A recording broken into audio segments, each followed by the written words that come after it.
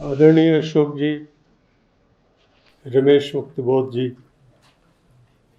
अंबर जी, विद्वज्जन और साथियों, अंबर ने कविता की असमाप्यता यानी उसके बनने की, उसके होने की असमाप्यता के बारे में बहुत विस्तार से बहुत बड़ी बातें कहीं। मैं इसका जो दूसरा पक्ष हो सकता है इस विषय का, मुझको उसके बारे में थोड़ी सी बात करनी है। पहले मैं वो अंश पढ़ूंगा मुक्तिबोध की कविता चकमक की चिंगारियां से, जहां उन्होंने कविता के कभी भी खत्म नहीं होने की बात कही है। नहीं होती कहीं भी खत्म कविता नहीं होती, कि वह आवेग त्वरित काल यात्री है। मैं उसका नहीं करता पिता धाता, कि वह कभी दुहिता नहीं होती। परम स्वाधीन है वह, विश्व शास्त्री है। गहन गंभीर छाया आगमिष्यत के लिए वह जन चरित्री है।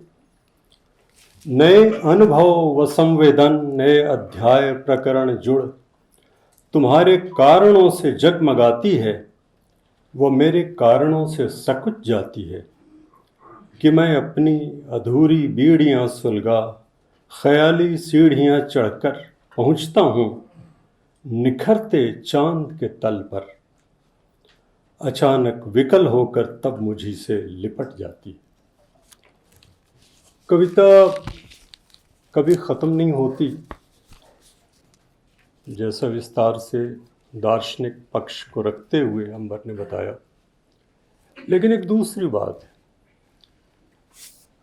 बहुत से लोगों ने शुरू से कहना शुरू किया 19वीं शताब्दी में और पहले भी, कि कविता ख़त्म हो जाएगी, कथा ख़त्म हो जाएगी। यह भी बाद में कहा गया।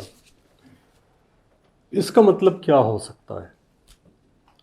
मुक्तिबोध कहते हैं कविता कभी ख़त्म नहीं हो गई, और उसकी प्रक्रिया के बारे में भी वो कहते हैं, और उसमें कौन कौन से गुण होंगे।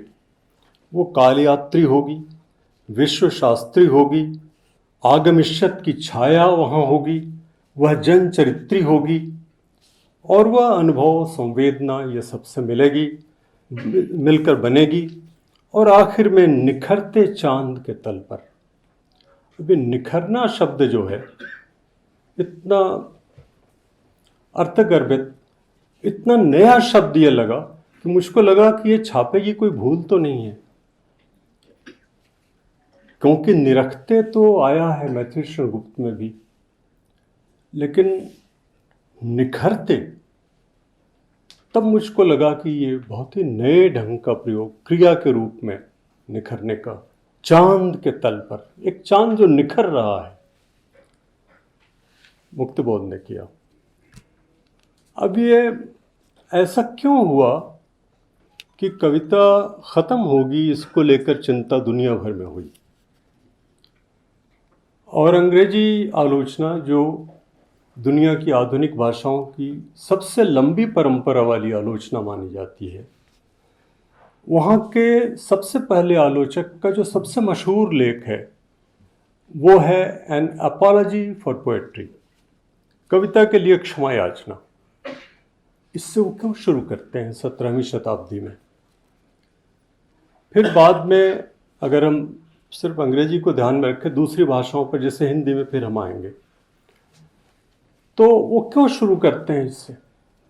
और शुरू करते हैं तो वो लेख बहुत ही दिलचस्प ढंग से शुरू होता है। वो ये है कि वो कहते हैं कि मैं अपने दोस्त के साथ राजा के अस्तबल में देखने गया, समझने गया कि कैसे ये काम होता है सारा। और जो सबसे बड़ा उसका विशेषज्ञ था, उसको बड़ी उपाधियां मिली थी, इटली का था वो, उसने हमको दिखलाना समझाना शुरू किया, और ऐसे किया कि देखिए दुनिया में आदमी तो सब हैं, लेकिन आप बताइए सबसे बड़ा आदमी कौन है। तो वो है फौजी। आज भी यही माना जा रहा है दुनिया भर में, वो है फौजी। अब ये बताइए कि फौजियों में ज़्यादा बड़ा कौन है? तो वो जो घुड़सवार फौजी है, अब वो घुड़सवार फौजी इतना बड़ा है तो सबसे बड़ा कौन हुआ? घोड़ा। यानी सबसे उपयोगी चीज दुनिया में जो है वो घोड़ा है। फिलिप सिडनी लिखते हैं कि उसने ऐसी तारीफ की कि मुझको भी घोड़ा बनने की इच्छा होने लगी। अब बताइए, ऐसे समाज में कविता की क्या उपयोगिता होगी? और तब कविता क्या खत्म नहीं हो जाएगी?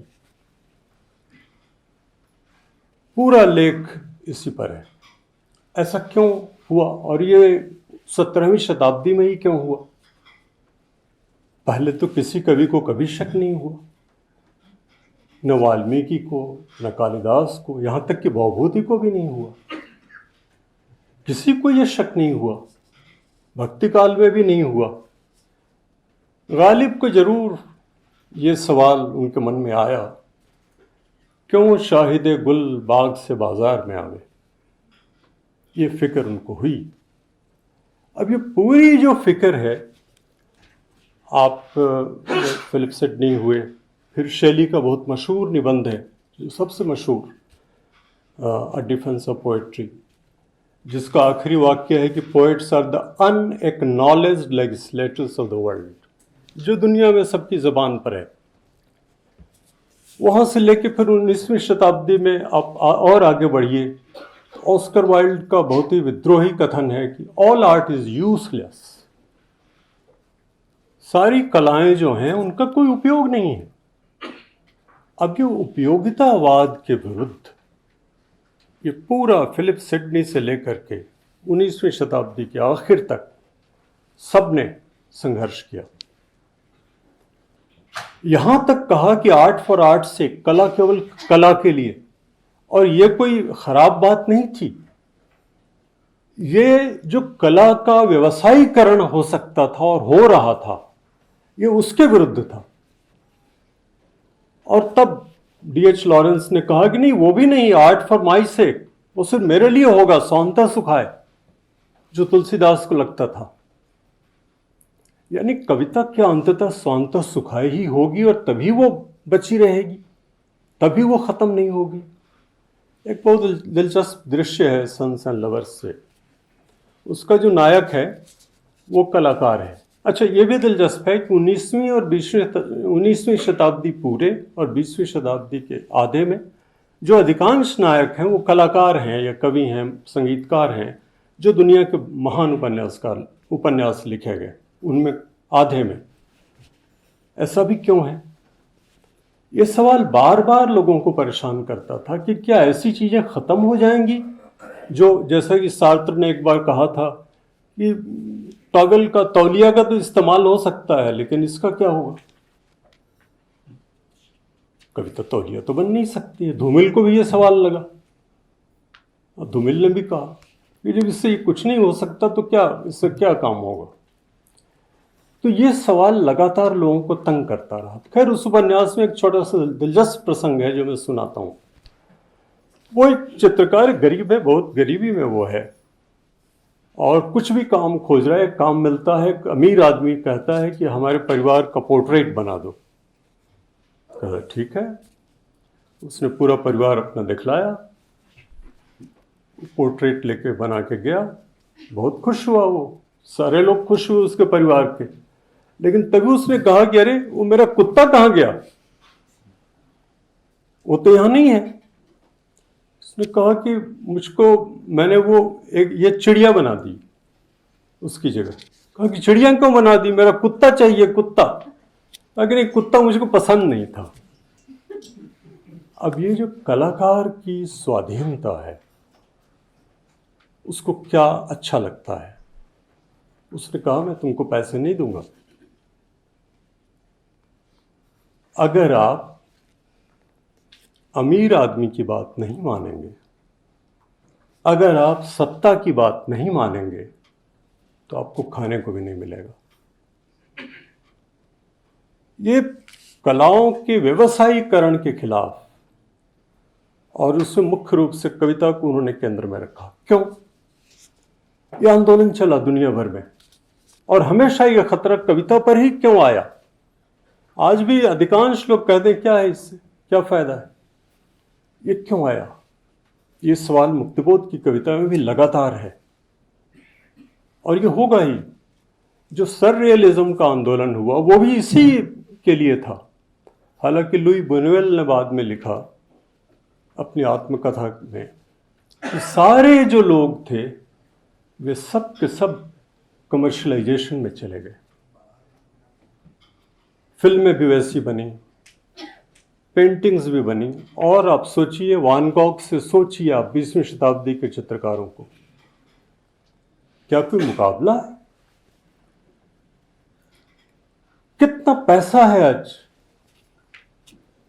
चित्र में, संगीत में, फिल्म में, लेकिन उसको वो होना चाहिए, उन मूल्यों के बारे में नहीं होना चाहिए। वो कोई सवाल नहीं कर सकता। कविता के साथ दिक्कत यह है कि वो बिना सवाल किए बन ही नहीं सकती। ये जो सत्य है वो सत्य है क्या? भाई सबसे बड़ा सत्य तो ये शरीर ही है, और ये शरीर चल ही नहीं सकता अगर इसको खाना न मिले। क्या ये सत्य नहीं है? जिस ऋषि ने कहा होगा कि अन्न ही ब्रह्म है, क्या वो झूठा था? कविता के साथ भारी दिक्कत यह है कि सभी कलाओं का व्यवसायीकरण हुआ, कविता का हो ही नहीं सकता। अकेली कला है। क्यों?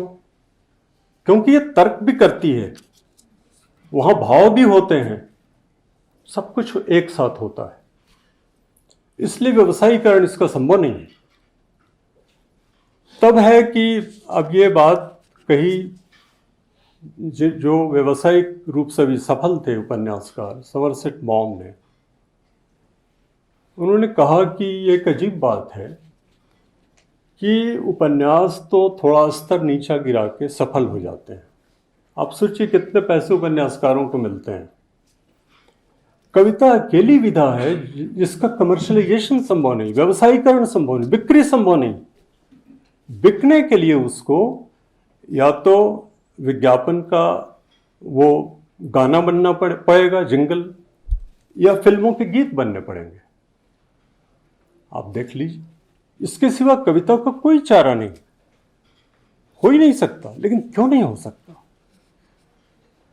कविता, जैसा मुक्तिबोध कहते हैं, वो कालयात्री है, विश्वशास्त्री है, और आगे आगमिष्यत की छाया भी लिए हुए, और वो जन चरित्री है। उसको हमेशा पक्ष लेना है उसका जो सबसे कमजोर है। बात ये सुनने में चाहे जितनी भी स्थूल लगे, लेकिन ये दुनिया तो ऐसी ही है।